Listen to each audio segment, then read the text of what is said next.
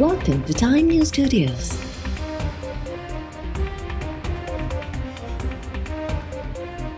You are watching 12 p.m. Bulletin. Islamabad high court वफ़ाक़ी काबीना खे तौहीन अदालत जो शोकाज़ नोटिस जारी करे छॾियो। डॉक्टर आफ़िया सिद्दीक़ीअ जी आज़ादी, सिहत ऐं ॾिए वापसीअ जे बाबति केस जी ॿुधणी जस्टिस सरदार एजाज़ इसाक़ ख़ान ॿुधणी हलाई। अदालत रिपोर्ट पेश न करण ते नोटिस जारी कयो। जस्टिस सरदार एजाज़ इसाक़ ख़ान चयो त हुकूमत सुप्रीम कोर्ट में मुंहिंजे फ़ैसिले ख़िलाफ़ु अपील दाख़िल कई आहे। जज जेकॾहिं चाहे बि त मोकलुनि में कमु नथो करे सघे। मुंहिंजियूं अॼु मोकलूं शुरू थी रहियूं आहिनि। मोकलुनि बैदि पहिरीं वर्किंग डे ते केस जी ईंदड़ ॿुधणी हलाईंदुसि। हिकु भेरो ॿीहर एडमिनिस्ट्रेटिव पावर खे जुडिशल पावर जे लाइ इस्तेमालु कयो वियो। मां इंसाफ़ खे शिकस्त जो मुंहुं ॾिसणु न ॾींदुसि। हाई कोर्ट जे इज़त खे बरक़रार रखण लाइ मां पंहिंजी जुडिशल पावर्स जो इस्तेमालु कंदुसि। दरख़्वास्त गुज़ार फौज़िया सिद्दीक़ी जो केस अलॻि नोयत जो आहे। मां चयो हो त रिपोर्ट न आई त तौहीन अदालत जी कार्रवाई शुरू कंदुसि। ख़ैबर पख्तूनख्वा मां सेनेट जे 11 सीटुनि जे लाइ पोलिंग जो अमल जारी। सिक्योरिटी जा सख़्त इंतज़ाम। जनरल सीट्स ते मुराद सईद, फैसल जावेद, मिर्ज़ा अफरीदी ऐं पीर नूरुल हक़ क़ादरी PTI जा उमेदवार आहिनि। औरतुनि जे मख़सूस सीट्स ते रोबीना नाज़ ऐं टेक्नोक्रेट जी सीट ते आज़म सवाती उमेदवार आहिनि। जनरल सीट्स ते नून लीग जो नियाज़ अहमद, पीपल्स पार्टीअ जो तला महमूद अपोज़िशन जा उमेदवार आहिनि। जनरल सीट ते JUI जो अताउल हक़ बि अपोज़िशन जो उमेदवार आहे। औरतुनि जी सीट ते PP जी रुबीना ख़ालिद अपोज़िशन जी उम्मीदवार आहे। टेक्नोक्रेट जी सीट ते JUI जो दिलावर ख़ान उम्मीदवार आहे। KP असेंबलीअ में हुकूमती मेंबर्स जो अंग 92 ऐं अपोज़िशन जो 53 आहे। जनरल टेक्नोक्रेट ऐं औरतुनि जी सीट्स ते 12 आज़ाद उमेदवार बि मैदान में आहिनि। जनरल सीट ते हिकु सेनेटर चूंडाइण लाइ 19 वोट घुर्बल आहिनि। ख़ैबर पख्तूनख्वा में सेनेट इलेक्शन जे दौरान हॉर्स ट्रेडिंग खां बचण लाइ हुकूमत ऐं अपोज़िशन 6 ऐं 5 सीट्स जो फार्मूलो तय कयो आहे। हुकूमत जे हिसे में 6 ऐं अपोज़िशन जे हिसे में 5 सीट्स ईंदियूं।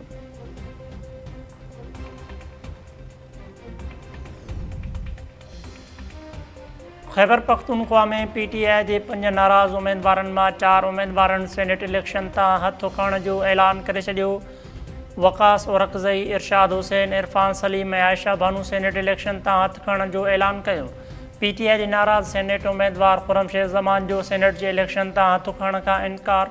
खुर्रमशान चयो आहे त मुंहिंजो मक़सदु सेनेटर बणजणु न पर अशराफिया खे वाइको करणु हो। मां PTI बनी जे दुश्मननि सां हथु मिलाइण खां इनकार कयो। इलेक्शन थी रही आहे, नतीजो जेको बि निकिरे पर कामयाबी नज़रिए जी आहे। पंजाब असेंबलीअ में सेनेट जी हिकु सीट जे लाइ पोलिंग जो अमल जारी। सुबुह 9 वॻे शुरू थियल पोलिंग शाम 4 वॻे ताईं जारी रहंदी। प्रोफेसर साजिद मीर जे फ़ौत थी वञण बैदि ख़ाली सीट ते नून लीग, हाफ़िज़ अब्दुल करीम ऐं अपोज़िशन जमायतुनि तरफ़ां महर अब्दुल सत्तार मैदान में आहिनि। असेंबलीअ में नून लीग ऐं इत्तेहादुनि जे मेंबर्स जो कुल अंग 261 ऐं अपोज़िशन इत्तेहाद जे मेंबर्स जो अंग 108 आहे। KP जे वॾे वज़ीर अली अमीन गंडापुर मख़सूस सीट्स ते मेंबर्स जी गवर्नर हाउस में हलफ़ बरदारीअ खे चैलेंज करे छॾियो। पेशावर हाई कोर्ट में दाख़िल दरख़्वास्त में वफ़ाक़ी हुकूमत, registrar high court, governor, election commission ऐं ॿियनि खे धुर बणायो वियो। दरख़्वास्त में अली अमीन गंडापुर चयो आहे त स्पीकर मेंबर्स खां हलफ़ वठण खां इनकार न कयो। असेंबली इजलास शुरू थियो त कोरम जी निशानदेहीअ ते स्पीकर इजलास 24 जुलाई ताईं मुलतवी कयो। गवर्नर हाउस में मेंबर्स खां हलफ़ वठणु आईन खां मथां आहे। गुज़िरियल ॾींहुं पेशावर हाई कोर्ट जे हुकुम ते गवर्नर फैसल करीम कुंडी मख़सूस सीट्स ते नामज़द थियल मेंबर्स खां हलफ़ खणायो हो।